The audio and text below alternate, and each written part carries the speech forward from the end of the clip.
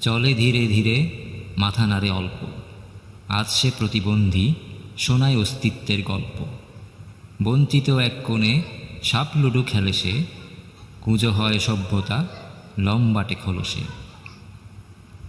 হাড় ভেঙে গুঁড়ো হয়, তবু চলা থামে না, চেনা পথ আজও সেই, শুধু সে অচেনা। কথা বলে প্রয়োজনে, মৃদু স্বর আজগুবি, মাতে না সে তর্কে, বোবা তার বান্ধবী। কংক্রিটে বুক ঘষে, শ্বাস ফেলে চাকাতে, কানাই নাম তার, লাজ বড় তাকাতে। কাকে যেন ভালোবাসে, বিস্মিত গোফদারি, মৃত পথ সাড়া দেয়, ডাক দিলে পথচারী।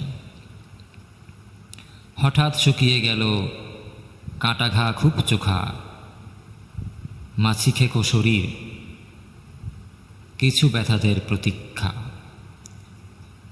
সেই কোণ খালি নেই, ফের পুট চেলেছে, প্রতিবন্ধী তার প্রিয়া, মৃত ভিড়ে মিশেছে।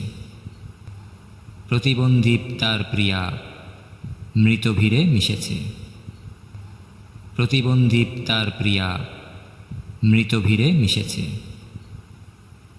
কবিতাটি লিখেছে সৌভিক দাস। ভালো লাগলে লাইক কমেন্ট করে পাশেই থাকবেন।